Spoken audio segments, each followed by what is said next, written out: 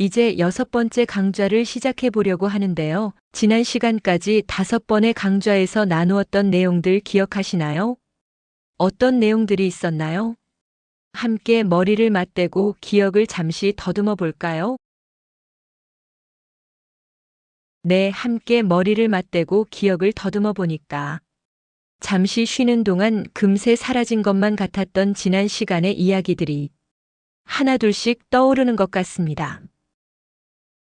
태초에 하늘 부모님에게는 꿈이 있으셨는데 그것은 하늘 부모님을 닮은 자녀로 한 남자와 한 여자를 낳으시고 그들이 잘 성장하여 나머지 반쪽을 채움으로써 하늘 부모님을 닮은 참부모가 되면 그들과 하나 되어 한없는 사랑을 주고받으며 자녀들과 함께 영원한 기쁨과 행복을 누리는 세상을 이루는 것이었다고 했습니다.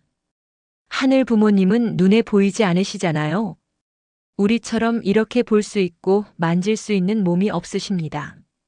하늘 부모님은 이처럼 보이지 않는 하늘 부모님이신데 우리처럼 볼 수도 있고 만질 수도 있는 아들, 딸을 통해서 그들이 참부부가 되고 참부모가 될 때 실체적으로 사랑도 느끼고 기쁨도 느끼시는 거예요.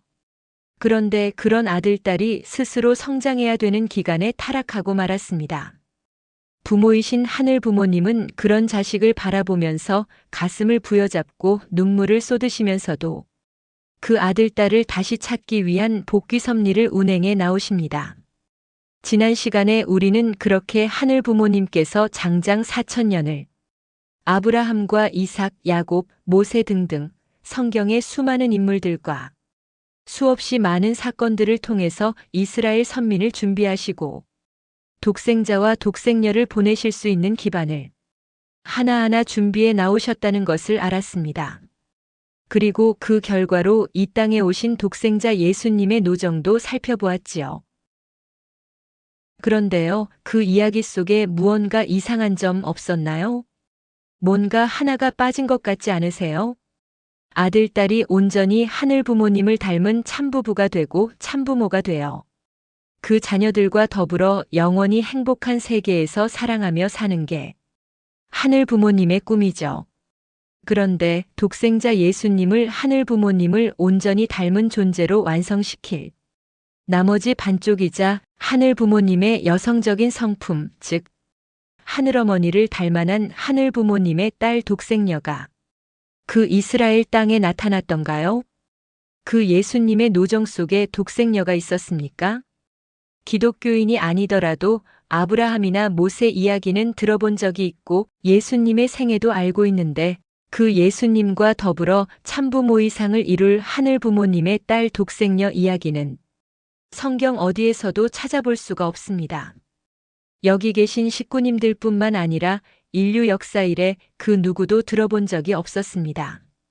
이처럼 하늘 부모님의 하나뿐인 딸 독생녀가 이스라엘 땅에 탄생하지 못했다면 독생녀는 언제, 어디서, 어떤 모습으로 나타날까요? 그 독생녀와 우리는 무슨 관계가 있을까요? 6,000년 동안 감춰졌던 독생녀와 우리 민족의 기나긴 역사 이야기를 해보려고 합니다. 우리 식구님들 태몽 있으신가요? 우리 식구님들 개개인의 역사는 어떤 이야기로부터 시작되었는지 궁금한데요. 나의 역사는 이런 이야기로 시작되었다 하는 식구님들의 태몽 이야기를 좀 나누어 볼까요? 태몽 이야기들을 듣고 나니까 우리 식구님들이 다시 보이네요. 한 분 한 분이 더 귀한 존재로 느껴지기도 하고요. 일본이나 중국, 우리나라와 같은 동아시아 국가의 경우 이처럼 꿈에 의미를 부여하는 문화가 나타납니다. 좋은 일이 일어날 꿈이라고 예측하기도 하고 이런 꿈은 이런 의미이다라고 꿈 해몽도 하고요. 그런데 태몽은 우리나라에서만 더 특별하게 나타나는 문화인 것 같아요. 흔히 신이라든가 영웅이라든가 특별한 사람이 태어날 때 기이한 꿈을 꾼다거나 하는 이야기는 동아시아 문화권에서 신화나 영웅 설화에 종종 나타나는 소재인데요. 한국처럼 일반인들에게도 적용되는 일상적인 개념은 아닙니다. 태몽이라는 이름도 따로 없고요. 우리나라 사람들만 마치 신이나 영웅처럼 개개인의 탄생 설화를 가진 셈인데요. 신기하지요? 어쩌면 우리 민족이 아주 특별한 사람들이어서인지도 모르겠습니다. 이처럼 특별한 우리 민족의 역사는 어떻게 시작되었을까요? 인류는 모두 아담과 해와의 후손이지요. 이 아담과 해와의 후손 중에 노아라는 사람이 있었습니다. 노아의 방주라는 아주 유명한 성경 이야기가 하나 있어요. 다들 들어보셨을 텐데요. 그 내용은 이렇습니다. 하늘 부모님께서 홍수가 올 것이니 노아에게 방주, 그러니까 커다란 배를 지으라고 하십니다.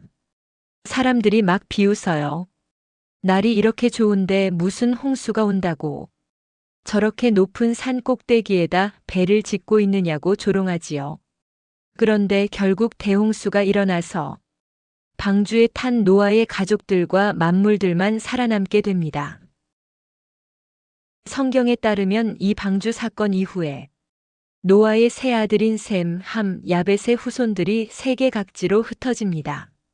이때 셈의 후손들 중 일부는 서쪽으로 이동하였고 다른 일부는 동쪽으로 계속 이동하여 지금의 아시아 지역에서 문화와 종교를 이루며 살아가게 되었습니다.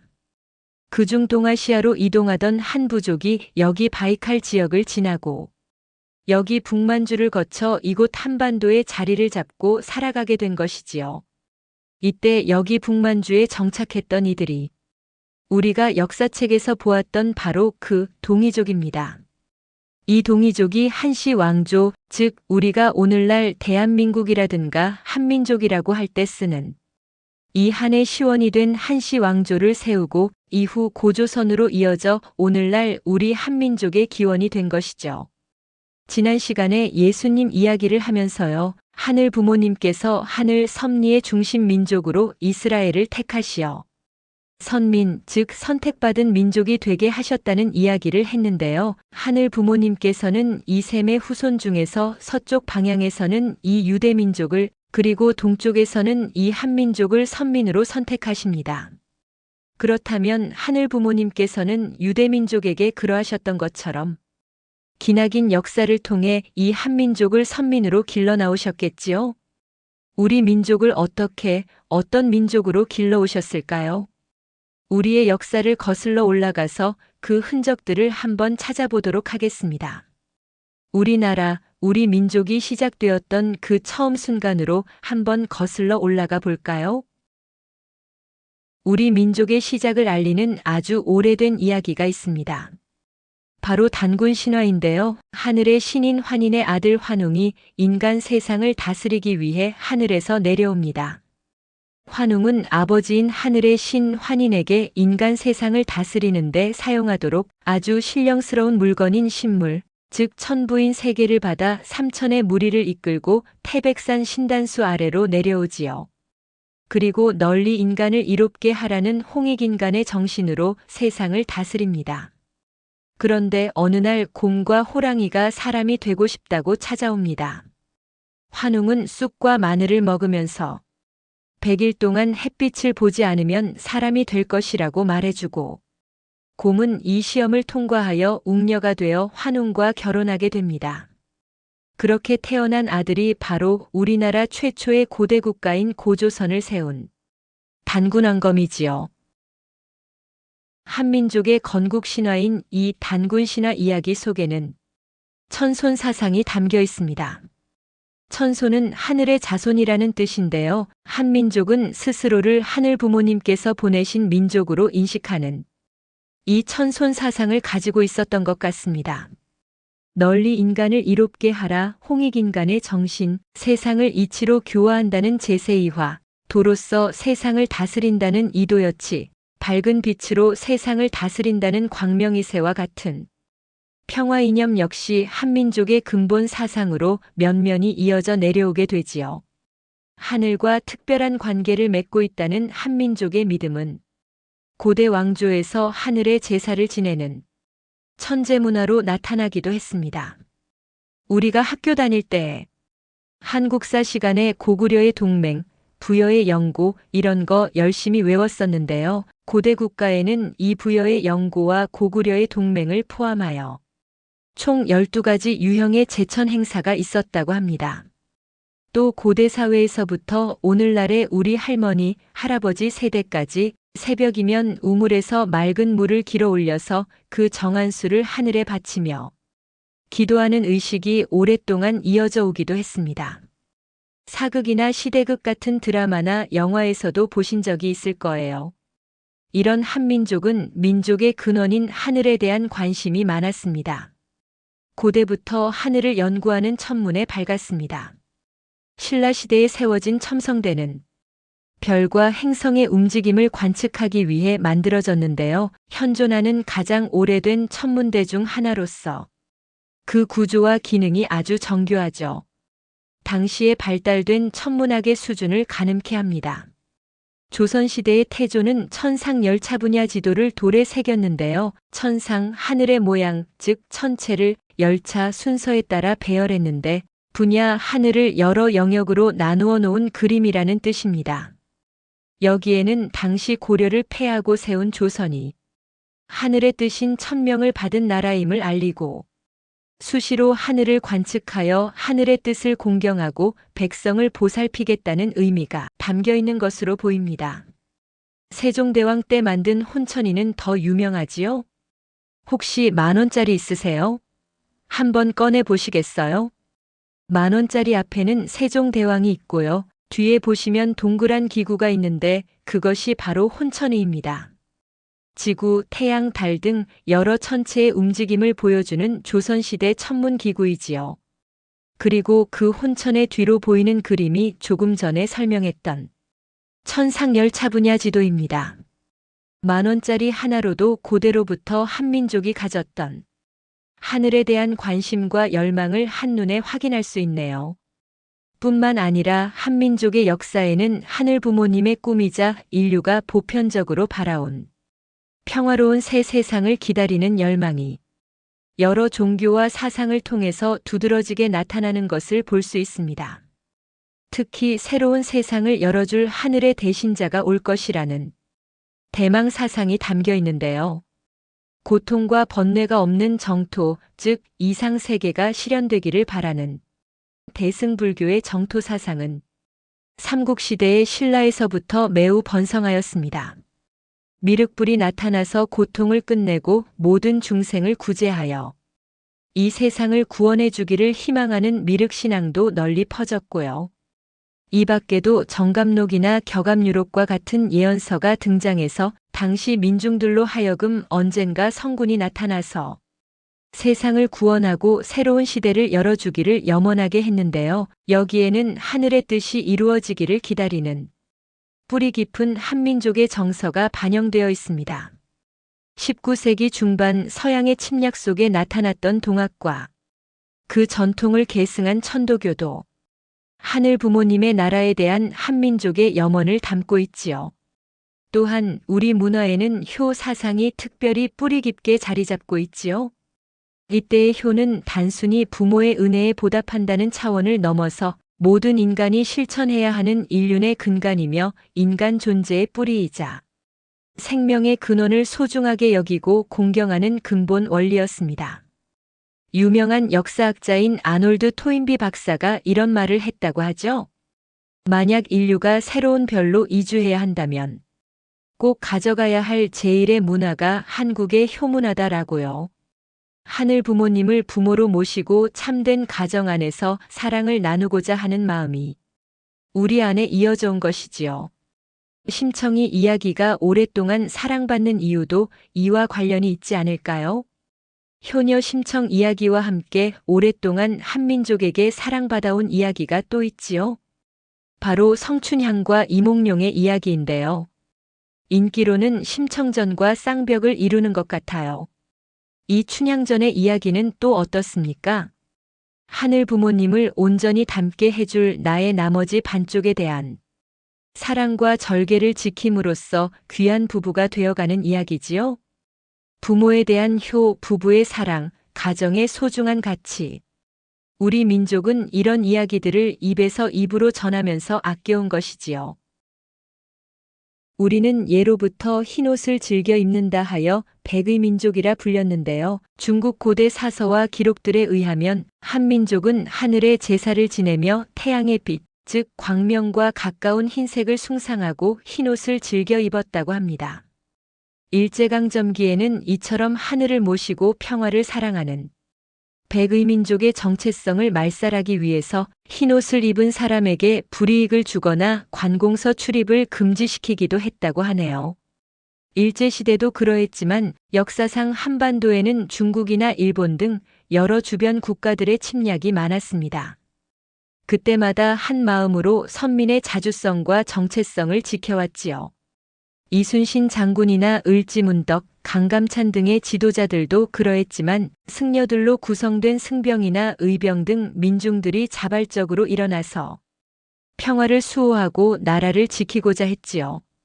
35년간이나 지속된 일제강점기에 나타났던 독립운동의 수많은 사연들 속에서도 이러한 뼈아픈 노력들을 우리가 확인할 수 있지 않습니까? 그런데요, 3.1운동 당시에 민족 대표 33인이 낭독했던 독립선언서를 보신 적이 있습니까? 이것이 바로 당시의 독립선언서인데요. 한자가 많이 섞여 있지만 그 내용을 풀어보면 이렇습니다. 우리는 오늘 조선이 독립한 나라이며 조선인이 이 나라의 주인임을 선언한다. 라고 시작합니다. 우리 후손이 민족 스스로 살아갈 정당한 권리를 우리는 영원히 누리게 할 것이다. 이 선언은 5,000년 동안 이어온 우리 역사의 힘으로 하는 것이며 이것은 하늘의 뜻이고 이 세상 어떤 것도 우리 독립을 가로막지 못한다고. 얼마나 비장하고도 장엄한지요. 그동안 우리 스스로 살아갈 권리를 빼앗긴 고통은 헤아릴 수 없으며 민족의 존엄함에 상처받은 아픔 또한 얼마냐고 부르짖으면서 오늘 우리 2천만 조선인은 저마다 가슴에 칼을 품었다고 말합니다. 그런데요, 이렇게 칼을 품은 지금 우리가 할 일은 남을 파괴하는 것이 아니다라고 합니다. 일본을 비난하고 의리 없음을 탓하고 원망하며 과거의 잘잘못을 따지거나 오랜 원한과 한순간의 감정으로 그를 쫓아내는 것이 아니라 우리 자신을 바로 세우고 양심이 시키는 대로 우리의 새로운 운명을 만들어가는 것이며 현실을 바로잡아 자연스럽고 올바른 세상으로 되돌리려는 것이다라고 말합니다. 일제 치하에서 우리 민족이 겪어야 했던 고난과 치욕은 우리가 간접적으로 매체를 통해서 경험해봐도 정말 치가 떨리고 분노하게 되지 않습니까? 그런데 우리가 할 일은 그런 일본에 대한 오랜 원한으로 일본을 파괴하는 것이 아니랍니다. 조선의 독립은 일본이 잘못된 길에서 빠져나와 동양에 대한 책임을 다하게 하는 것이며 세계 평화와 인류 행복의 중요한 부분인 동양 평화를 이룰 발판을 마련하는 것이다라고 이야기합니다.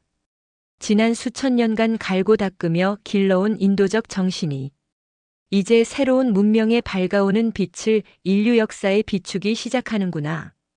새 시대가 오는구나 되뇌면서 오늘 우리가 설령 물러난다 해도 이루려 한다면 끝내 어떤 뜻도 펼칠 수 있으니 다만 저 앞에 밝은 빛을 향하여 힘차게 나아갈 뿐이다. 라고 끝을 맺습니다. 한민족의 하늘을 숭상하는 문화와 평화를 사랑하는 마음, 새 시대를 소망하는 열망과 민족의 정체성을 지키고자 하는 의지 등 역사를 통해서 면면이 이어져 내려온 선택받은 한민족의 정신이 고스란히 녹아있다는 생각이 듭니다. 독립선언서에는 이런 문구도 있었습니다. 원래부터 풍부한 독창성을 발휘하여 봄 기운 가득한 세계에 민족의 우수한 문화를 꽃피울 것이다. 그때의 선언은 오늘날 현실로 이루어지고 있는데요. 독창적이고 과학적인 문자 체계인 한글은 오늘날 인도네시아의 찌아찌아족, 솔로몬제도, 볼리비아의 아이마라족 등에서 공식적인 문자로 사용하고 있습니다. 프랑스나 태국에서는 한국어를 대학 입시 과목에 추가하기도 했고요. 제2외국어로 한국어를 채택한 나라들은 손에 다 꼽을 수가 없지요. 전 세계의 기반을 가지고 있는 우리 교회 공동체 역시 한국을 하늘 부모님이 선택하신 민족으로 이해하고 한민족의 언어인 한국어를 공용어로 사용합니다. 여기서 일본 식구님들이나 필리핀 식구님들을 보신 적이 있으신가요? 인종도 국적도 다른 전 세계 통일가의 식구들이 한국어로 유창하게 이야기 나누는 광경은 우리에게 낯선 모습이 아니지요. 맑고 푸른 색감의 청자와 순백의 아름다움을 담은 백자 등의 문화유산뿐만 아니라 천문학, 의학, 인쇄술 등의 과학기술에 이르기까지 우수한 한민족의 전통은 최근에 더욱 각광을 받고 있습니다. K-팝을 시작으로 K-푸드나 K-드라마를 넘어 K-컬처까지 세계적인 붐을 일으키고 있는데요. 하늘 부모님께서 선택하신 한민족의 문화가 이처럼 세계적으로 관심과 사랑을 받고 있는 상황이 그저 우연히 일어난 현상은 아닌 것 같습니다. 하늘 부모님께서는 한민족을 선민으로 택하시고 기나긴 역사를 통해 이렇게 길러 나오셨습니다. 이 시간에는 우리 민족이 시작되었던 처음 순간으로 거슬러 올라가서 우리 역사 속에서 면면히 흐르는 하늘 부모님의 흔적들을 한번 찾아보았는데요. 몇 가지만 간단히 살펴보았는데도 그 속에 일관되게 흐르고 있는 하늘 부모님을 중심한 사상과 심정, 그리고 염원을 발견할 수 있었던 것 같아요. 이러한 한민족을 하늘 부모님께서는 독생녀를 보내기 위한 중심 기반으로 삼으십니다.